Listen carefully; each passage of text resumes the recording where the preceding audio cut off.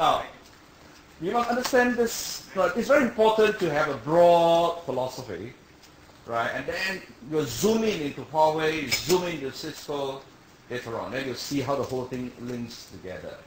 Now, the Chinese environment is unlike any in the world. This is very, very important for you to understand. Therefore, you shouldn't go to China with a preconceived view of this is the way we do it. Right? You should actually go there and see how they work. Then from there, adapt, use their system and adapt your model to the Chinese context. Now, everybody tells you to be global, you must be local. There's no such thing as the global organization. There's only local global organization. The more locally network you are, the stronger your base. Then you become... So your skill must be adaptation. So right, the environment is unlike any in the world. And of course, many Westerners see it as a strange environment because, right, China is secretive. Right, now of course, when I prepared this, I said, yuan is found with 6 currencies. When they release that, they don't tell you which 6 currencies. And then, of course, most interestingly, Hu Jintao, right, when is he born? He's born, if anybody tell me his date of birth and his time of birth, right, because it's not known. He only give you the month and the year.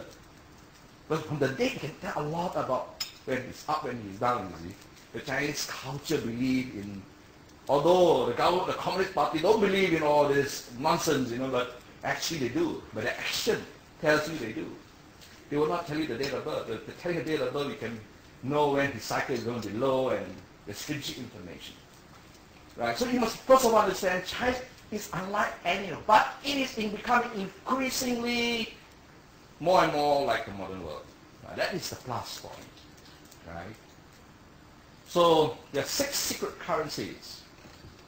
Clausewitz on war. Right? What did Clausewitz say? Right? War is nothing but a duel. That's why your approach of CISCO versus Huawei is interesting. It's like a wrestling match. Right? And of course, you'll find also that, very interestingly, the philosophy of Machiavellism, right, is also important to understand that the end justifies the means. Now, Machiavelli is not known in China. Right? So that one you don't have to worry. The ethical code is not extreme to that extent. Right? The reason why I tell you this is that if you operate in a certain theater, you need to know the main key philosophical work underlying the thinking, the origins of the thinking. Now, what I'm going to do is I'm going to move on now, right, to actually show you that the other war writers, they are not all that far away. Right? Now, Clausewitz on war. First of all, right, Clausewitz emphasized 3 aspects in strategy. Right? And these 3 aspects are equally the same when Sun Tzu lectured on strategy, or wrote a book on strategy. Emotions will be very important. Logic as well as opportunity. But key emphasis by Sun Tzu is opportunity. That's why Sun Tzu says that you may plan whatever you like, but to win, right, depends on the enemy. So it means to say that if you are looking at the conflict situation, the actions of a major competitor is a thing you must watch day and night. But don't forget, in China, what is disclosed and said to the public may not be the real thing. Right? So you've got to make sure that, now of course you say, why are they lying? They're not lying. They just decide to disclose certain aspects of the thing. They don't disclose everything. You have to be in the market to know what is really happening. So opportunity is very important, right, in the Sun Tzu frame of thinking. Ask yourself, why are the Chinese keen on the Indian market? Now, I used to lecture a lot about Japanese management in Singapore. I was working for National Productivity Board. And National I was also responsible for corporate strategy, national level. And one of the things we introduced to Singaporean was Japanese style management. And of course, then someone asked me, right, but the Japanese couldn't penetrate the Indian manufacturing market, consumer market. Right? Now, that is a fact. The Japanese find the Indian market too complex. You don't know where to start. Right? But the Chinese have broken in. Why?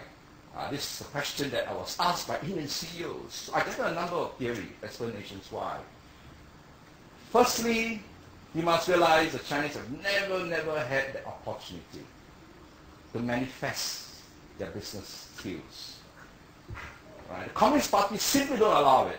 So for them, all right, opportunity is more important than whether there's profit, whether there is, right. So what the Chinese style of doing thing is, we grab the thing first, then we talk about making money later on.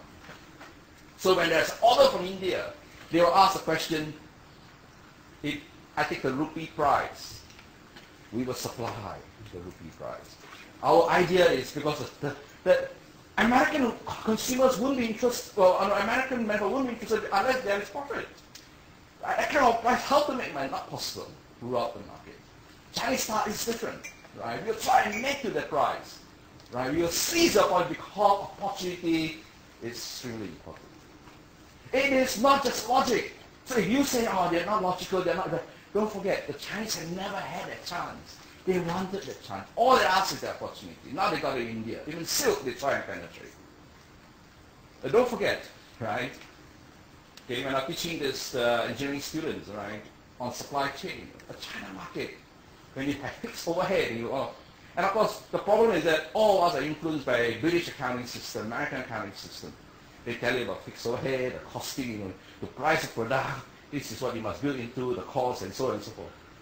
Now, I can tell you one thing, that is nonsense. Why is it nonsense? Why is it nonsense?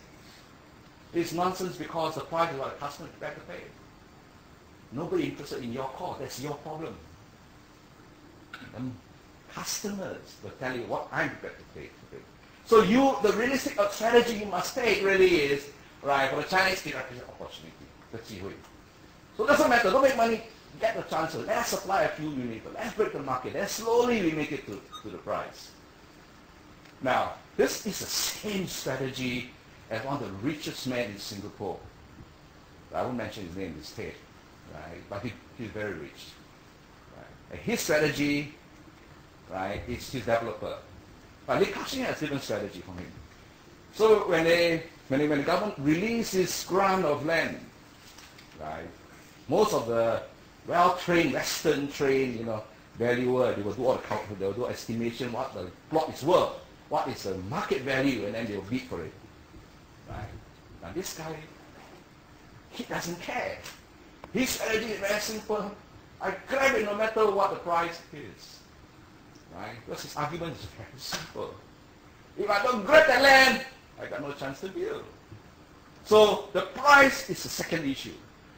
Japanese company did the same thing when they penetrated into Singapore construction market. That was so many years ago, 1984, our China community, construction industry in Singapore. And they were complaining, and we were saying, why the Japanese company could do this, do that? Why can't Singapore company follow the Japanese? And then the Singapore contractors, they all show me the figures. They are losing money. Right? Japanese style is out. We grab the contract and we squeeze the subcontractors. That's their strategy. Yes. So with your example on textiles, does that mean they're trying to grab the market, yes, squeeze out their competition, control yes, the market? Big shake. It's a big shake.